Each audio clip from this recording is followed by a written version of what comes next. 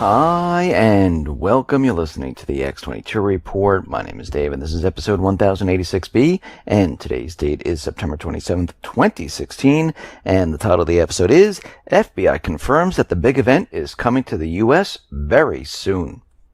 Let's get into the economic collapse, political, and geopolitical news. Now, we understand that the U.S. government central bankers, they have been pushing their agenda to federalize the local law enforcement.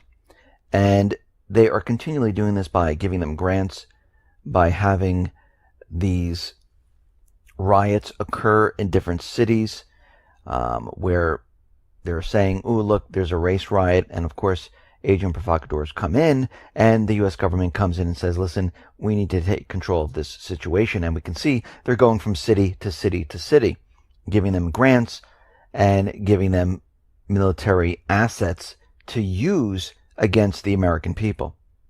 While they're doing this, they're also getting tools to spy on the American people without a warrant or anything like that.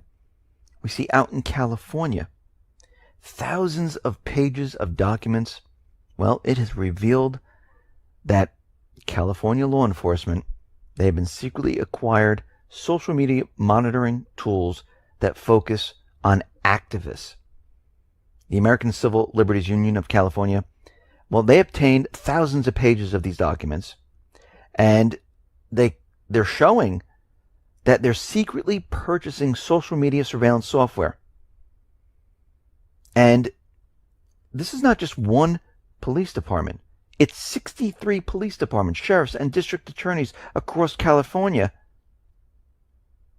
And when you look at this, they're using tools like Media Sonar, X1 Social Discovery, Geofedia, and they're using these tools to watch individuals.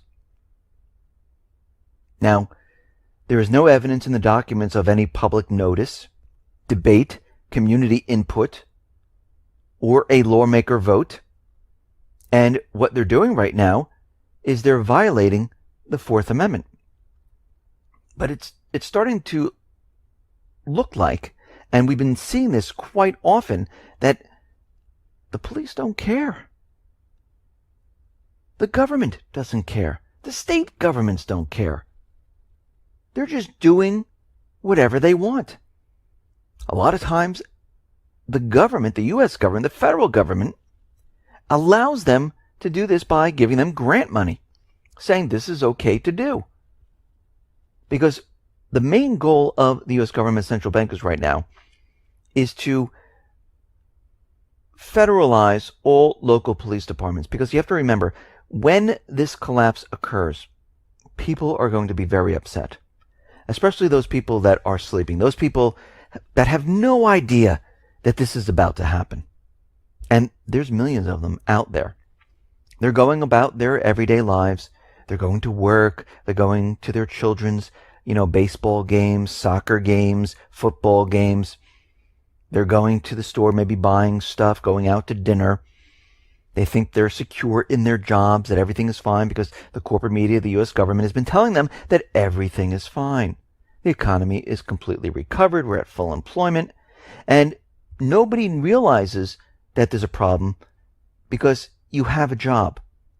Now, if they decided to look for a different job to make more money, they start to realize, something's wrong. Why can't I find a job? Or if they try to sell their house, they start to realize, that's strange. I can't sell my house. And those people who are getting laid off, they start to realize when they can't find a job, there's something terribly, terribly wrong. Now, these individuals that are kept in the dark, who are sheep, who are sleeping, who don't want to know what's really going on, they're going to be absolutely shocked. And the U.S. government needs to control as much as they possibly can. They don't care if people hurt each other. They don't care about that. They want to control the situation for themselves. They want to make sure that people don't get any ideas about coming after them. They want to make sure that people understand that you don't come after the government. We're not the problem here. The government didn't do this. We didn't cause the economic collapse, but we know they did. We know this was what they've been doing for quite a while. We know it was the central bank. This is why they want to bring down the economy in their way, to have a story, to create this narrative that they had nothing to do with this. And of course, they're ready to blame it on the people, or they're going to blame it on a country, or both, because we can see right now we're heading down this path, and there's no turning back. They know the system's coming down one way or another. It all depends on how it comes down. And they realize it's going to be mass hysteria. Once it sinks in, it might not happen the first day it happens. Of course not. It comes out, people are in shock, people don't know what to do, they lose their jobs, they stay home, they start looking for a job. But weeks after that, as the economy continually deteriorates, people are going to say, okay, something's wrong here. It's been 6-7 weeks now. I can't find work. What's going on? They're telling us the economy is okay. This is what they're getting prepared for. This is what the U.S. government central bankers are getting prepared for. And we're getting very, very close to that time frame of when this whole thing is going to start coming down. And we know that the U.S. government central bankers, they've been keeping tabs on those individuals that have weapons. And we hear from the Department of Justice that they're setting up gun intelligence centers in 3 U.S. cities to start off with. Because they're going to be spending about $67.2 million to set these up. Now, Washington, D.C., they're going to be putting a gun intelligence center there. They're going to be putting one in Milwaukee, Wisconsin, and Los Angeles. And of course, this is to identify gun trafficking, to find out information about crimes that are committed with weapons. But we can see the real purpose of this. It is to keep an eye on those individuals that have weapons, to track, to monitor. And we can see right now that this is going to be popping up in other cities. This is just the beginning, because we know their agenda for a very long time is to take the weapons away from the people. And we know this is a very difficult task. They've tried false flag after false flag, and they just can't get any traction. And you have to remember, the reason why they're having these false flags, where they have these mass shootings, is because they have legislation just sitting there, pending. And they need something, a spark, an event, to get them moving, to get people riled up. And they say, hey, look, we have this gun legislation. Why don't we pass it? Because we just had an event. Otherwise, without these events, legislation dies. It just sits there. There's no urgency to pass it. I mean, think about when 9/11 occurred. They had the Patriot Act all ready to go. It was just sitting there. They just needed an event to get it through, because no one would pass this thing without an event. It just sat there. No, what do we need this for? Makes no sense. So they needed something horrific to pass it. And this is what they've been trying to do, because they're preparing. They have been for quite a while to take control of the people, to take weapons away from the people, to take rights away from the people. And they've been doing this a little bit at a time. At least this is what they're trying to convince the public of. And they're trying to convince the next generation of. So we can see right now, we are heading down a path where their system is coming down, and they're getting prepared to control it, to protect themselves. And it looks like we're heading in that direction, and it's just a matter of time. Now, out in Ukraine, we understand that the United States government central bankers, the government of Kiev, the puppet government of Kiev, they've tried to get a war started. They tried to push a false flag in Crimea. It didn't work out. They tried to cut the electric off in Crimea. It didn't work out. Russia built a bridge and brought in electric from a different area. instead of Ukraine. They came in from Russia. And we see in the southeastern area, Kiev right now is trying to push the southeastern people into doing something. Because this is how they want to start the war. They want the other side to lash out. So what they did is they cut the water supply into the Donbass area. And the Petrovsky water intake facility and western filtering station controlled by Kiev was shut down. And right now we see there's a state of emergency in the districts because there's no water coming into the cities and villages, and this is going to cause a problem. Now, they're doing this to push the southeastern people over the edge. They tried it in Crimea by cutting the electric, and we can see right now they want to start a war. Remember, the U.S. has been in there. Other countries have been in there. They've been training the military. The U.S. is bringing in lethal weapons right now. And they're pushing the agenda because the United States right now, their backs are against the wall. They have lost control of the Middle East. They need to start a war. And out in Syria, the situation is deteriorating very, very quickly. And we can see that things are really heating up. There's a heated argument in the UN between the US and Russia. And it looks like this ceasefire peace deal, it's completely gone. So Russia, they released the full text of the Russia-US deal on Syria. It is in Russian. You can translate it by using Google Translator.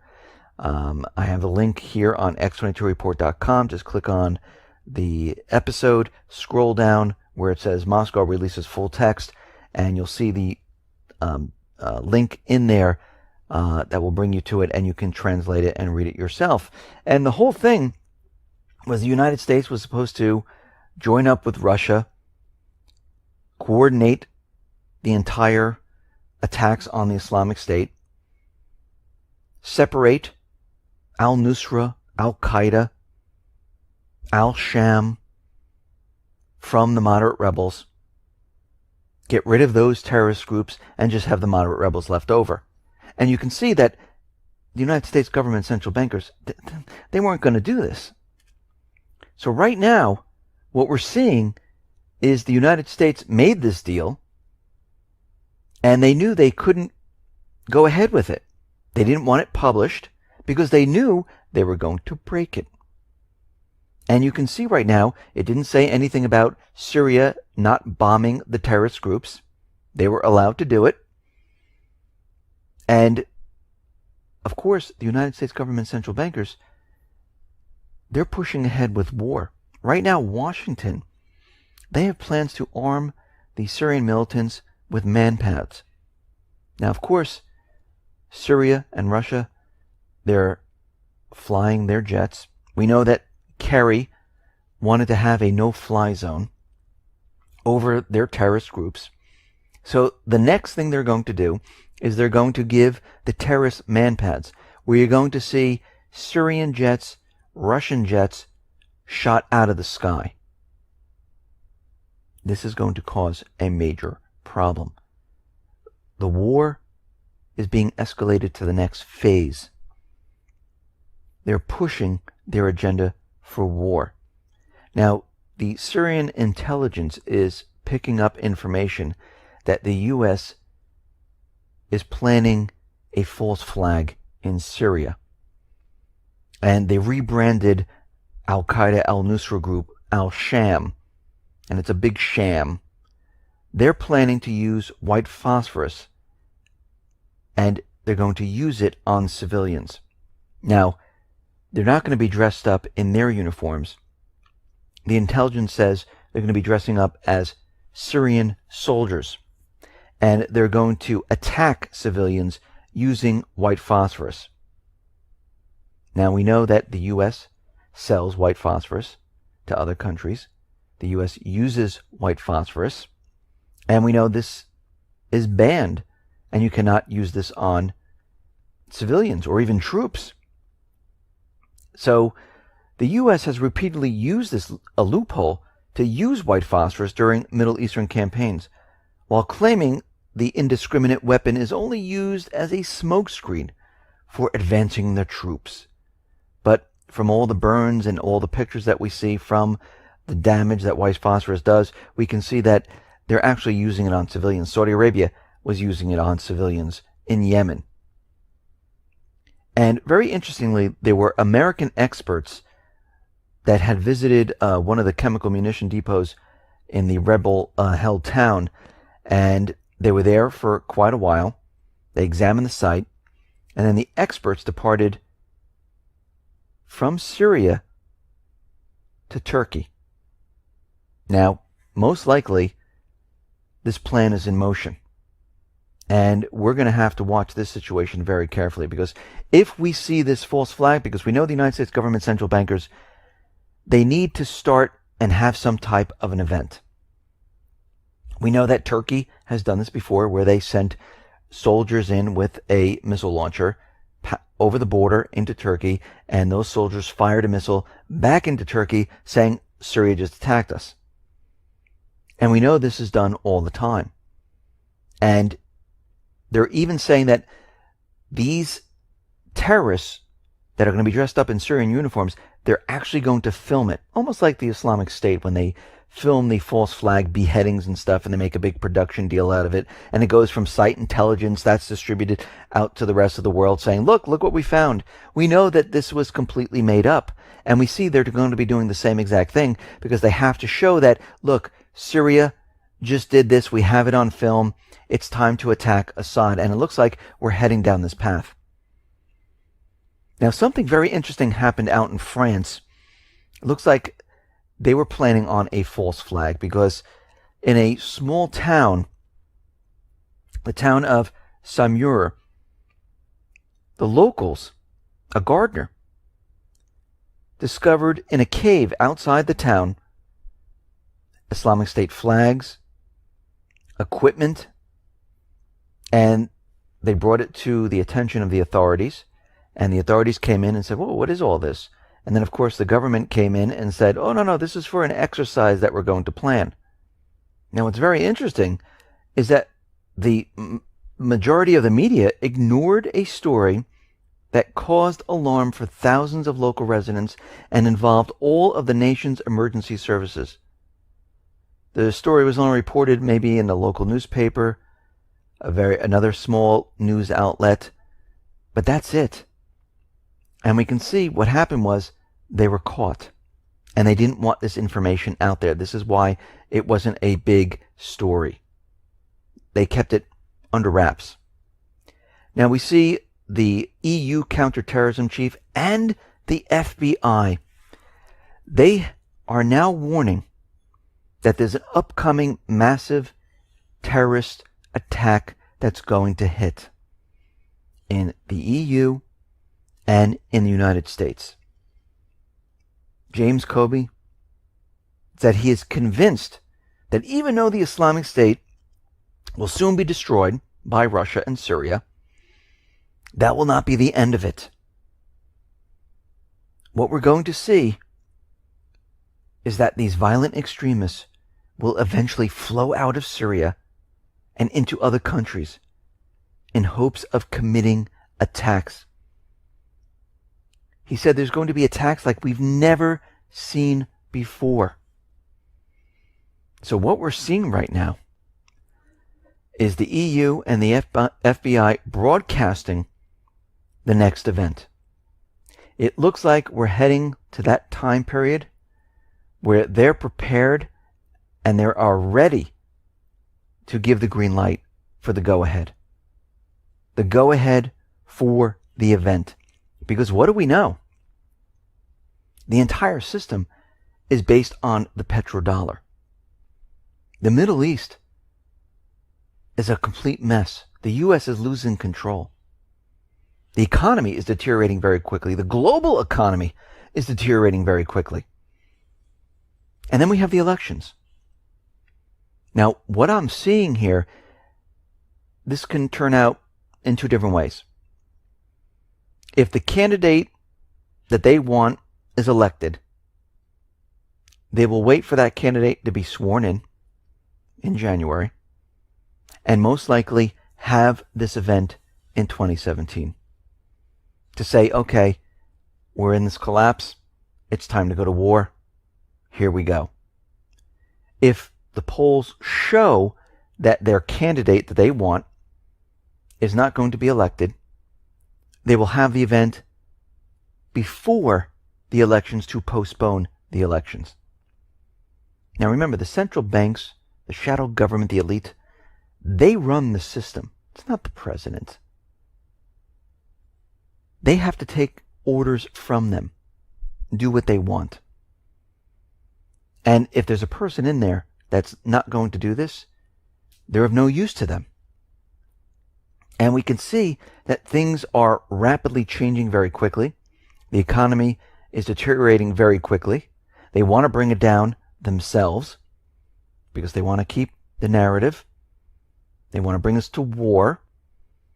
And it's starting to look like these two scenarios are a huge possibility because we're already getting the green light from the EU security director and the FBI. They're already broadcasting that they're expecting something. And this is what these people do. When they know something's coming, especially with the Islamic State, they're beaten, but they're still using it to show that this is going to happen. And most likely, once the physical attacks occur, they will then be followed up with some type of cyber attack from Russia, North Korea, China. Now remember, they have multiple plans all ready to go because we don't know what scenario is going to play out. Remember, we have the 9/11 veto bill with Congress trying to push that through. We have the elections. We have two candidates. The Islamic State is losing ground in Syria. They're almost defeated. The petrodollar is under threat. So they have many different plans ready to go. We just don't know which one they're going to use. Listen, everyone, thanks a lot for listening. Be well, be safe, and especially be prepared. Thanks a lot.